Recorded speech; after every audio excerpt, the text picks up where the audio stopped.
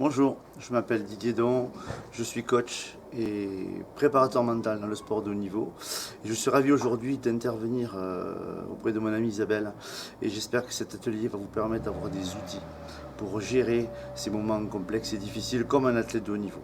Donc, je voudrais juste apporter un petit peu mon expérience là et que vous partiez avec plein d'expériences que j'ai accompagnées durant mes 20 ans que j'accompagne des athlètes. Je suis professeur de boxe, j'ai une école de boxe sur Toulouse et surtout je m'intéresse à la performance et à l'humain. Avant toutefois, ce qui est important, c'est de connaître l'humain, comment on fonctionne. D'abord, première chose, c'est notre cerveau, il est en deux parties. Il y a la partie consciente et la partie inconsciente. Ce sont les travaux de Milton et Erickson, sur lesquels à un moment donné, la partie consciente, c'est essentiellement l'apprentissage, les peurs.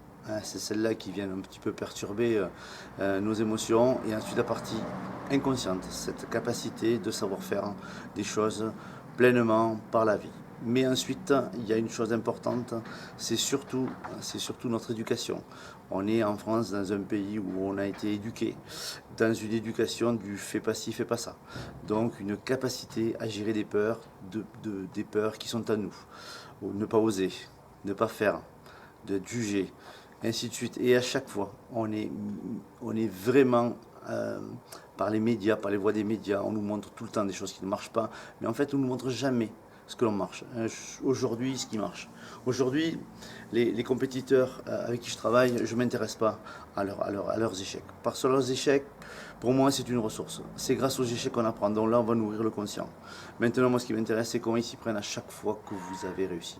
Donc j'aimerais juste aujourd'hui que vous réfléchissiez sur tout ce que vous avez fait de bien, tout ce que vous avez fait qui vous a amené à réussir. Rappelez-vous juste au niveau d'apprentissage, un enfant qui apprend à marcher, qu'est-ce qu'on fait? On l'aime, on le rassure, on l'encourage, et petit à petit, il avance. Et cette mécanique, cette métaphore, cette expérience-là, quand on grandit, on commence à sanctionner. Et pourquoi tu as fait ça? Et on essaie de savoir pourquoi on a échoué. Et en fait, le pourquoi, on s'en moque. Il n'y a pas de ressources là-dedans. Donc, quand mon athlète est réussi, je lui dis, mais comment tu t'es pris? Qu'est-ce que tu as fait qui a fait des choses qui étaient intéressantes? Ça, c'est très important. Et évidemment, au lieu de s'occuper de qu'est-ce qu'on a fait pour échouer. Je préfère qu'on travaille, même s'il y a eu échec, sur tout ce qu'il y a de bon qu'on va garder pour la prochaine fois. Parce qu'après, il y a toujours une prochaine fois. Il y a un autre, une autre, on appelle ça, euh, une autre audition, il y a une autre convocation pour l'embauche, il y a une performance, une compétition sur une autre compétition. Évidemment, le sport. Le sport, c'est un domaine que je connais. Et les athlètes, évidemment, ils sont habitués à trouver des solutions. Je voulais y venir là-dessus. En fait, qu'est-ce que ça fait quand on s'habitue à faire du sport ou qu'on fait de la musique ou qu'on est tout le temps en répétition, on se prépare mentalement à réussir quelque chose qu'on sait faire.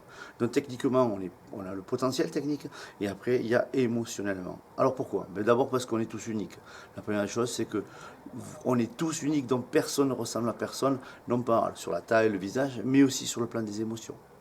Et sur le plan des émotions, c'est très important et on est tous différents là-dessus. Donc les plus sensibles vont avoir plus de mal parce que l'éducation par la peur a fait que derrière on n'ose pas parce qu'on a peur de se tromper. On a peur de ne pas être à l'auteur comme je vous le disais tout à l'heure. Donc la seule ressource, c'est le plaisir. On sait qu'on a une seule ressource, c'est le plaisir, et chaque fois qu'on a le plaisir, qu'on accepte de se tromper, qu'on accepte de faire des erreurs, qu'on accepte de faire des choses, on progresse petit à petit et on devient excellent. Je voudrais juste raconter l'histoire d'un skieur que j'ai eu qui s'appelle Kevin Esteve qui était sur la Coupe du Monde et je parle par rapport au plaisir. Qu'est-ce qui s'est passé pendant cette descente? Donc il finit 12e en combiné, donc il est sélectionné pour les Jeux Olympiques. J'ai dit qu'est-ce qui se passe pendant cette descente? Il me dit je sais pas. J'ai dit comment ça tu sais pas? Il dit non je sais pas ce que j'ai fait. J'ai dit qu'est-ce qui s'est passé émotionnellement? J'étais dans le plaisir. Je sais pas, les virages je les passais les uns après les autres, j'avais une sensation de glisse. C'est ce qu'on appelle la zone, recherche de la zone, cet état émotionnel qui vous permet de laisser faire l'apprentissage que vous avez. Donc, c'est important de travailler là-dessus.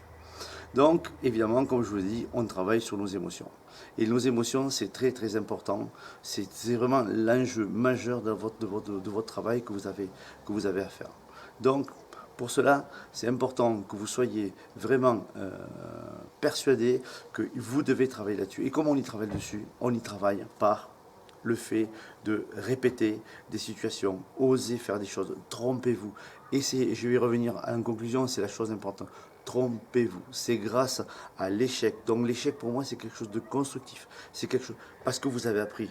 Et au fur et à mesure que vous apprenez, vous ne vous trompez plus. C'est la différence entre les Français et les Anglo-Saxons, qui eux, dans leur culture, ils se trompent. Et grâce à leur, et on est encouragé quelqu'un parce qu'on s'est trompé, parce que c'est pas l'erreur qui les intéresse, c'est l'action qu'ils ont menée. Donc ça c'est important. Donc je voudrais qu'à un moment donné, vous compreniez que c'est très important de travailler là-dessus. Pour moi, c'est un atout majeur.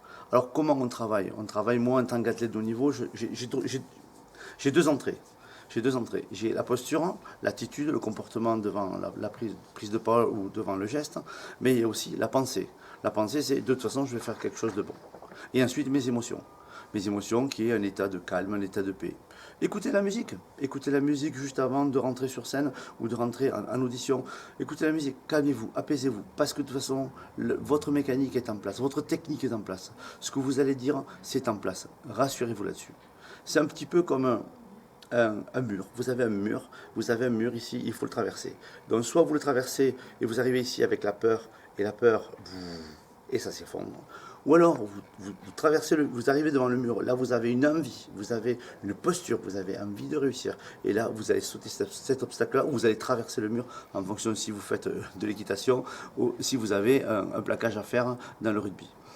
C'était Mignoni qui disait ça à un moment donné sur un plaquage, et il disait quand vous avez un rugbyman All Black qui s'appelait Lomu, il disait qu'est-ce qui se passe quand vous arrivez devant, pas Mignoni, pardon, Dominici, et il dit mais en fait je sais pertinemment que je vais le traverser. Et qu'est-ce qui s'est passé? Et il l'a traversé parce qu'il était convaincu que ça allait se passer. Donc soyez convaincus que ce que vous allez mettre en place c'est quelque chose de grand et que vous allez réussir votre audition ou votre capacité comme un sportif de haut niveau.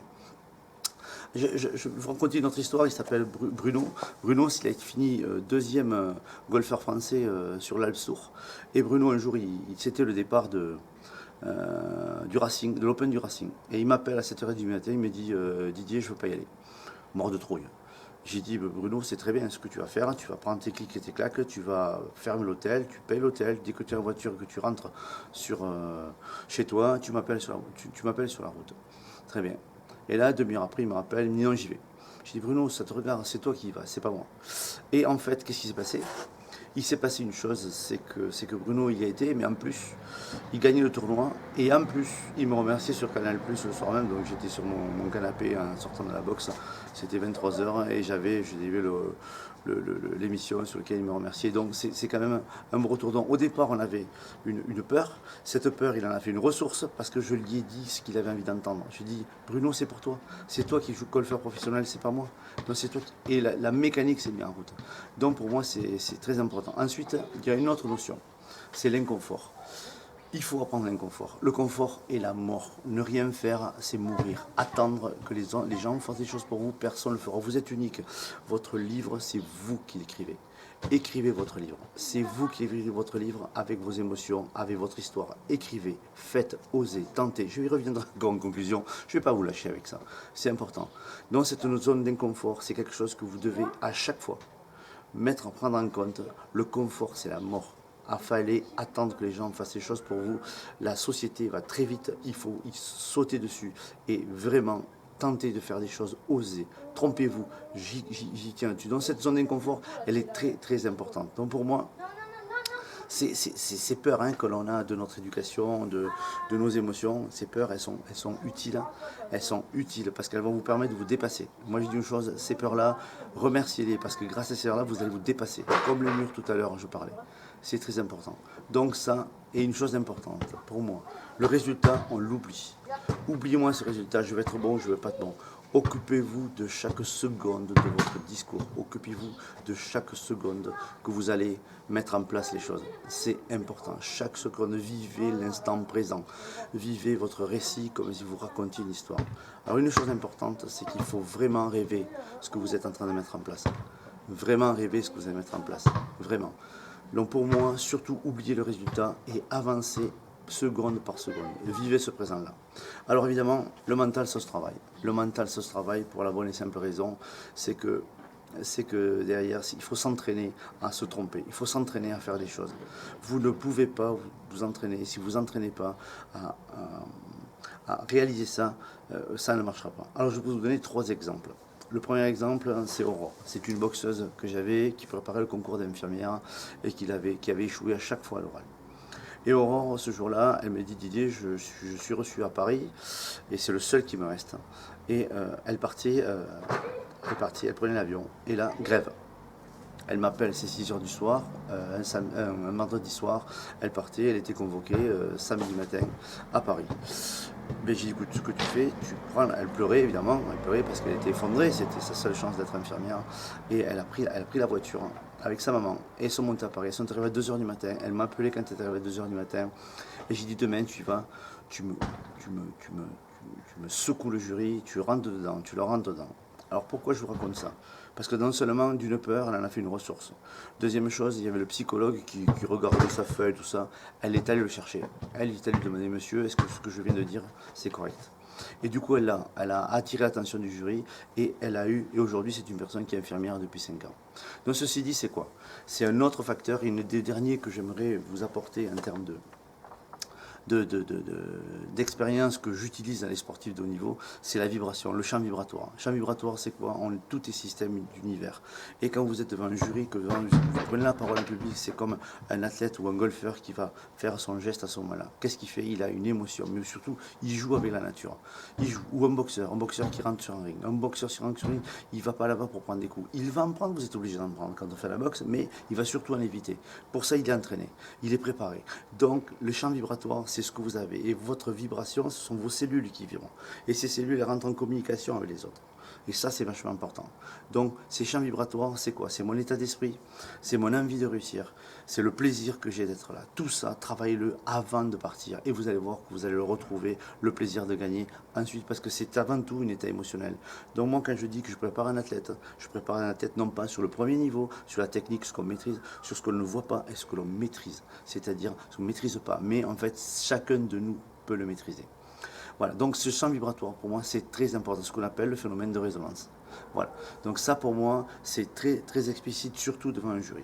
Alors là, je vais reprendre un autre exemple. François Bourbon, meilleur ouvrier de France, en fromager affineur, sur Toulouse, c'est la maison Xavier. Et François m'a demandé de travailler avec lui sur ce projet pour le préparer pour le Grand Oral. Le Grand Oral, c'est la confrérie des MOF, qui est une confrérie internationale, et sur lequel, à un moment donné, il faut épater ce jury. Et je l'ai préparé comme un athlète de haut niveau, comme une compétition. Alors, ce que c'était rigolo, c'est que la première fois qu'on s'est vu, il me dit, je suis absolument pas un compétiteur. Allez, j'ai dit, on est mal barré. Et puis, on a commencé à travailler doucement. On a commencé à travailler, et comment je me suis pris? J'ai dit, écoute, c'est simple, je parle toujours du phénomène de résonance. J'ai dit, voilà, tu vas avoir un jury en face de toi, ce jury vibre. Si quelqu'un qui vibre, c'est quelqu'un qui écoute, qui veut être attentionné, qui veut que tu les épates là-dessus par rapport à toi, par rapport à ce que tu sais faire. Donc j'ai dit, je veux que tu me racontes, on a pris des valeurs du MOF, il doit y avoir 25 valeurs du MOF, et j'ai dit, on prend une valeur au hasard, et tu veux que tu racontes une histoire qui me fasse vibrer. Et il me raconte une histoire et ça marche pas. Une deuxième histoire et ça marche pas. Une troisième histoire et ça marche pas.